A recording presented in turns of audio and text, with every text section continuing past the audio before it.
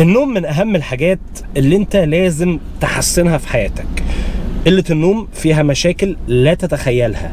النهارده والتاني مرة هتكلم عن النوم في القناة، بس المرة دي هتكلم عن حاجات أول مرة تسمعوا عنها حرفيا هتحسن جودة نومكم فوق ما تتصوروا. أهلا بيكم في فيديو جديد من فيديوهات على الطريق من جوه العربية. النهارده هنتكلم عن توبيك بيشغل الناس كلها. ناس كتير جدا عندها ارق، ما بتبقاش عارفه تنام، وده بيأثر على جوده حياتها بشكل كبير جدا، سواء بقى ادائها في شغلها، ادائها في تمرينها، بيزود الجوع والشراهه ويخليك تاكل على اكتر مما انت المفروض تاكل. اصعب حاجه في الموضوع هو موضوع التوتر. النوم بيزود التوتر بشكل لا تتخيلوا. انا كنت هقول كلمه ثانيه بس ما قلتهاش، ما ينفعش اقولها. التوتر يا جماعه كفيل ان هو يبوظ يومك، يتلف حياتك، خليك مش عارف تعمل اي حاجه.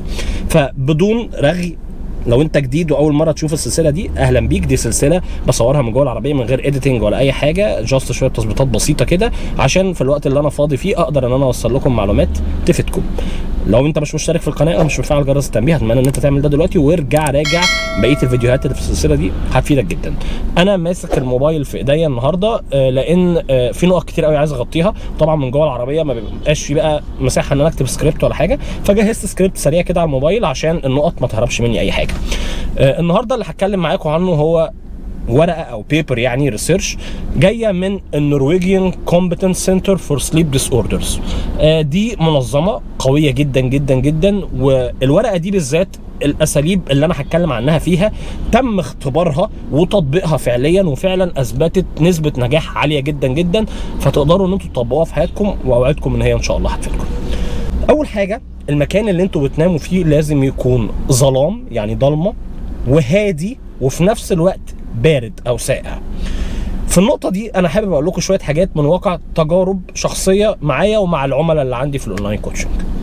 حته الظلمه دي مهمه جدا. انت لما بتبقى نايم ومولع جنبك كشاف او مولع جنبك اباجوره او سايب الستاره مفتوحه مدخله نور الى اخره، ده بيصعب جدا عمليه النوم، لان انت الخلايا بتاعتك عندها استجابه للضوء، وطبعا في سيركيديان ريزم موجود في جسمك بيستجيب للضوء، فالاشارات بتبقى متضاربه وده بيأثر على جوده نومك. لما تيجي تسافر لمكان وانت مش عارف هل المكان اللي انت هتبقى فيه ده هل هيبقى ضلمه ولا نور، خد معاك، وانا بعمل كده، اللي هي النضاره السوداء اللي هي بتتلبس على العين عشان تنام، اللي هي بتغمي عينيك دي، وخد معاك كمان اير بلاجز اللي هي بتسد الودان. ده هيساعدك جدا انك تنام، سواء لو نايم في مواصله زي القطر، لو انتقلت من بلد لبلد تانية، بايت في مكان مش مكان نومك، ده هيساعدك قوي. مع كمان ان انت تقلل درجه حراره المكان، ده بيساعد جدا على الدخول في نوم عميق مريح ليك كشخص. تاني حاجة ودي مهمة قوي، ان انت تنام في نفس الميعاد وتصحى في نفس الميعاد، حتى كمان في ايام الاجازات اللي في الاسبوع. الناس بتبوظ السليب سايكل بتاعتها ايام الاجازات، يعني مثلا يجي يوم الخميس يقول لك انا هسهر بقى النهارده طول الليل وابقى انام الصبح. ده بيبوظ السليب سايكل بتاعتك، فحاول على الاقل تقعد فترة كبيرة قوي مثبت ميعاد الصحيان وميعاد النوم بتاعك. تالت حاجة ودي مهمة والناس بتتغاضى عنها، وفي ناس بتعمل نفسها مش واخدة بالها، انت المفروض تنام حوالي 8 ساعات. دي حاجة اغلب الناس عارفاها، لكن اللي الناس ما بتاخدش بالها منها ان انت لازم تدي نفسك الفرصة ان انت تنام 8 ساعات. والمقصود بالكلام ده ببساطة هو فكرة ان انت ما تجيش يبقى انت فاضل على ميعاد شغلك 6 ساعات وتخش تنام. يعني لازم تعمل حساب ان انت لازم توفر وقت للنوم، ما انت لو مش موفر الوقت ده مش هتنام. فدي نقطة لازم تجدولها في الجدول بتاع اليوم بتاعك. في بقى شوية حاجات، يعني النقطة الجاية او النقطة الرابعة فيها شوية نقط هتكلم عنها. الحاجات دي يقال ان انت المفروض ان انت تعملها قبل ميعاد النوم بتاعك بساعتين. يعني كل اللي هقوله ده بداية من النقطة ايه اللي جاية ده هتعمله قبل النوم بتاعك بساعتين.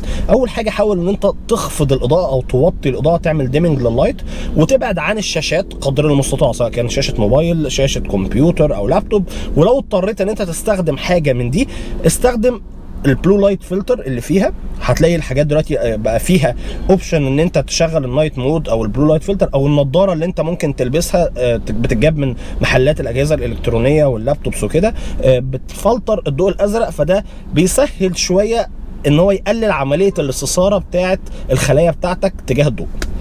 طيب ابعد عن التمرين شديد القوه ساعتين قبل النوم بتاعك. التمرين الصبح بيساعد على الدخول في حالة النوم بالليل، لكن التمرين قريب من النوم وخصوصا لو كانت شدته عالية مش احسن حاجة خالص. تالت نقطة، ودي نقطة هنرجع لها قدام، انا هتكلم عنها باختصار دلوقتي هرجع لها قدام، هو ان انتوا ما تاكلوش وما تشربوش كافيين قبل النوم بتاعكم بفترة قصيرة. وفي حتة الكافيين حاول ان انت تبعد الكافيين بتاعك على الاقل 6 ساعات، على الاقل 6 ساعات من ميعاد النوم بتاعك. حتة الاكل هرجع لها قدام شوية. حاولوا بقى، والنقطة دي يعني هتبقى مركزة شوية بالنسبة للبنات، حاولوا ان انتوا تبعدوا عن المجهودات الذهنية والعاطفية قبل النوم. يعني ما تجوش تعملوا حاجات اكتيفيتيز بترهق ذهنكم، محتاجة تفكير او تشغيل دماغ كتير قبل النوم بساعتين.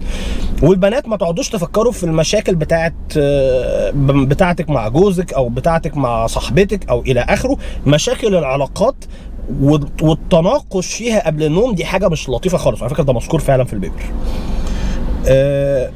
النقطة اللي بعديها، أول ما تصحى أول حاجة تعملها عرض عينك لضوء الشمس. الموضوع ده مهم جدا جدا فوق ما تتصوروا. ضوء الشمس هو اللي بيدي الإشارات بتاعت الجسم بتاعت السليب والاويكو. هتلاقوا فيديو انا عامله على القناه اللي هو بيتكلم عن العادات اللي ممكن تغير حياتك. ارجع للموضوع ده، انا بتكلم عنه بمنتهى الاستفاضه في الحته دي، وازاي بقى ان الكورتيزول يبتدي يعلى، الميلاتونين يقل الى اخره. قصه طويله انا حكيها في الفيديو هناك، ممكن ترجع له. حاول تنام وتصحى من غير ما تعتمد على منبه، وده مش هيحصل غير لما تعمل الحاجات اللي انا قلتها فوق. حاول تنام وتصحى من غير ما تعتمد على منبه، بس ما تجيش يبقى عندك ميتنج ولا عندك ميعاد سفر وتقول انا هنام واصحى من غير منبه. على فكره هي بتحصل، ويروح عليك نومه بقى المره دي وتقول ان انا السبب. انا ماليش دعوه. انت لو ظبطت الحاجات دي ومشيت عليها لفتره هتلاقي نفسك فعلا بتصحى يعني اوتوماتيك في الميعاد ده. السرير افهم ان هو للنوم فقط. السرير مش للسكرولينج بتاع الموبايل، السرير مش لفكره ان انت تقعد تقرا فيه كتب. السرير معمول عشان تخش فيه وتنام. لقيت نفسك مش عارف تنام، قوم من السرير خالص. النقطه اللي بعديها، اتعلم اساليب الاسترخاء والمديتيشن. هتبان لكم نقطه متدلعه شويه لكن دي حقيقه. انت لو اتعلمت ان انت، وخصوصا ان بقى في دلوقتي حاجات كتير قوي اسمها جايدد مديتيشن ابس موجوده على الموبايل، تقدر ان انت تستخدمها. هي بتدخلك في المود ان انت فعلا تعرف تنام، والحاجات دي فعاله بجد وافكتيف بجد. ولو عايزين امثله ليها اكتبوا لي في الكومنتات تحت. نتكلم بقى عن نقطه الاكل اللي احنا قلنا هنرجع لها. نقطه الاكل فيها تضارب شويه، لان في ابحاث وداتا بتقول ان انت لو اكلت بروتين قبل النوم ده ما بيأثرش على جوده نومك، مفيش مشكله.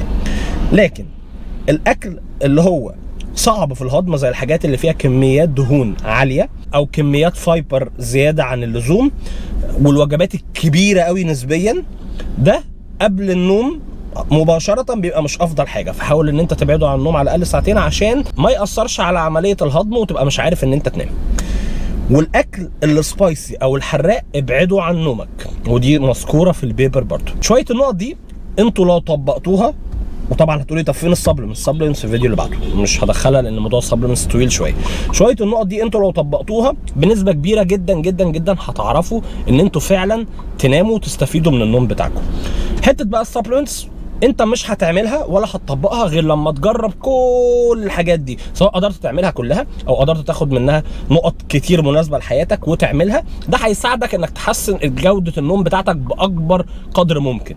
بعد كده ممكن نضيف السبلمنتس، لكن لما تقولوا لي في الكومنتات تحت انتوا طبقتوا ايه وجربتوا ايه واستفدتوا بايه الفتره اللي ما بين فرجتكم على الفيديو ده ونزول الفيديو اللي بعده.